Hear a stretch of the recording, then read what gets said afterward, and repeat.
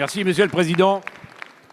Monsieur le Premier ministre, après une baisse de l'activité économique de près de 8 points en 2020, 2021 est une belle année, puisqu'on devrait avoir un peu plus de 6% de croissance. Certains parlent même de 6,3 points. Il faut savoir que cette croissance, l'Allemagne et l'Italie nous envient beaucoup, ils sont à 4 points. Et pour autant, il y a 3 obstacles importants pour la vie des entreprises et de l'entreprise France. Le premier obstacle, vous le savez tous, c'est naturellement la cherté des matières premières. Le bois a doublé, les métaux ont augmenté de 70 ou 80%. Deuxième obstacle important, chacun le sait, c'est naturellement la difficulté d'approvisionnement. 80% des entreprises automobiles ont des difficultés d'approvisionnement. 40% dans l'électronique, l'informatique, 20% dans les bâtiments, travaux publics. Et le troisième obstacle, c'est naturellement le marché de l'emploi, des centaines de milliers d'emplois qui ne sont pas pourvus. Et on sait ce qui va se passer dans les prochaines semaines. Alors, est-ce qu'on va profiter de ce plan de relance pour faire en sorte qu'on arrive à trouver des solutions durables? Des solutions durables pour réindustrialiser ce pays, parce qu'on ne peut pas toujours être plus dépendant de la Chine et des pays asiatiques. Des solutions durables parce qu'il faut sécuriser les approvisionnements. Vous pouvez avoir les meilleures usines, mais si les matières premières ne sont pas là, comment faites-vous pour faire l'assemblage?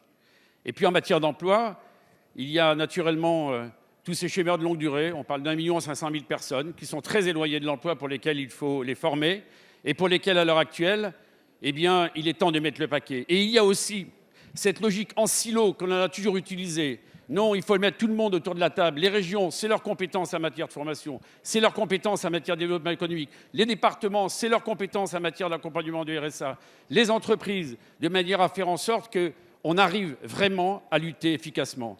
Enfin, Monsieur le Premier ministre, ce qui me paraît essentiel, c'est qu'on apporte une vraie solution, car cette croissance, elle sera consolidée si nous arrivons à résoudre ces obstacles. Merci.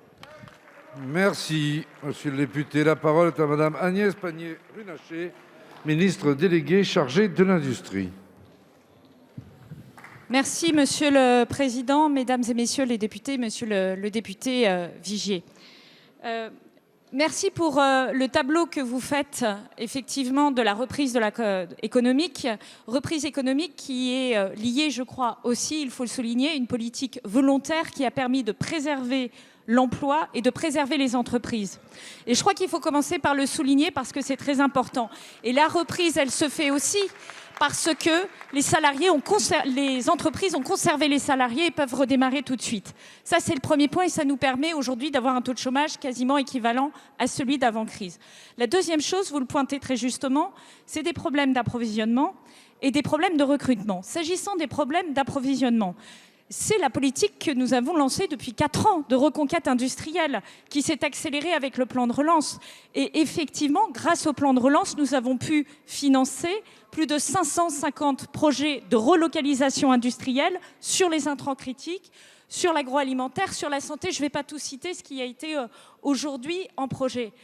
Sur les compétences, je ne vais pas non plus citer tout ce qui a été fait, mais le plan Un jeune, une solution, et je regarde Elisabeth Borne qui est à la manœuvre sur ce sujet-là, c'est plus de 2 millions de jeunes qui sont accompagnés.